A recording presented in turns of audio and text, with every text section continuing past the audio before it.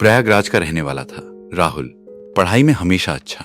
लोग कहते थे ये लड़का एक दिन बहुत बड़ा करेगा। उसने मेहनत करके ग्रेजुएशन किया, फिर मास्टर्स और आखिर में MBA भी। घर वालों ने कर्ज लेकर पढ़ाया था। माँ ने अपने गहने तक बेच दिए थे।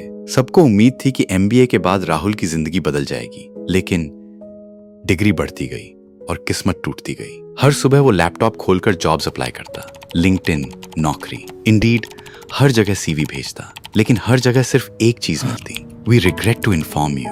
धीरे धीरे उसकी कॉन्फिडेंस खत्म होने लगी। दोस्त मल्टीनेशनल कंपनीज में लग गए, कोई बैंगलोर, कोई दुबई, कोई कनाडा, और राहुल वो प्रयागराज के अपने छोटे से कमरे में बैठा हर दिन खुद को हारता हुआ देख रहा था। सबसे ज्यादा दर्द उसे तब हुआ जब एक रिश्तेदार ने शादी में सबके सामने कहा, इतनी पढ़ाई करके भी घर पर बैठा है। उस दिन राहुल पहली बार वॉशरूम में जाकर रोया था। वो पहले बड़ा भक्त था। हर रात सोने से पहले खाटू श्याम का भजन सुनता था। उसकी फेवरेट लाइन थी, हारे का सहारा बाबा श्याम हमारा। लेकिन अब उसे यही लाइन चुभने लगी थी। उसे लगता था अगर बाबा सच में हारे का सहारा है तो फिर मैं अभी तक इतना टूटा क्यों हूं। समय इतना खराब हो गया कि उसके बैंक अकाउंट में सिर्फ 27 रुपए बचे थे। EMI पेंडिंग, दोस्तों से लिया उधार पेंडिंग, घर वालों की उम्मीदें टूट चुकी थीं।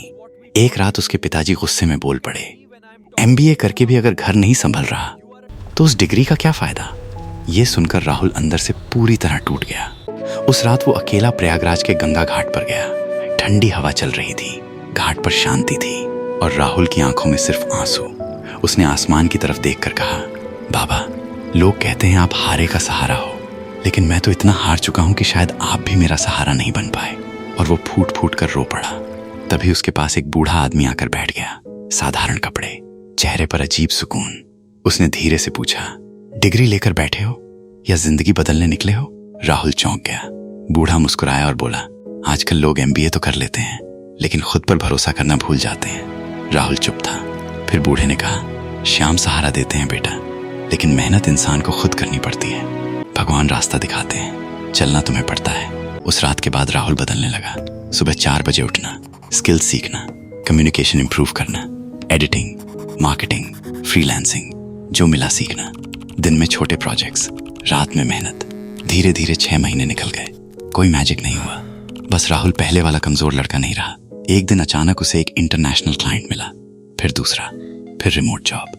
धीरे धीरे उसकी इनकम इतनी हो गई कि घर का कर्ज उतरने लगा। जिस लड़के के पास कभी 27 रुपए थे, अब वही माँ के हाथ में पैसे रखकर बोला, अब आपको कुछ बेचने की जरूरत नहीं पड़ेगी। माँ रो पड़ी। कुछ महीनों बाद राहुल फिर उसी घाट पर गया। वो उस बूढ़े आदमी को ढूंढ रहा था, लेकिन किसी ने उसे कभी देखा ही नहीं था। राहुल मुस्कुराया, उसकी आंखें भर आईं। उसे समझ आ गया था, कभी कभी भगवान हमारी प्रॉब्लम्स खत्म नहीं करते, वो हमें इतना मजबूत बना देते हैं कि हम खुद प्रॉब्लम्स से बड़े हो जाएं। और उस दिन कई महीनों बाद राहुल ने फिर से धीरे से कहा, हारे का सहारा बाबा श्याम हमारा। अगर राहुल की कहानी ने आपको कुछ महसूस कराया तो चैनल सब्सक्राइब करो। हर हफ्ते ऐसी ही एक असली कहानी आती है। क्या आपकी भी कोई ऐसी कहानी है? कमेंट में लिखो, हम सुनेंगे।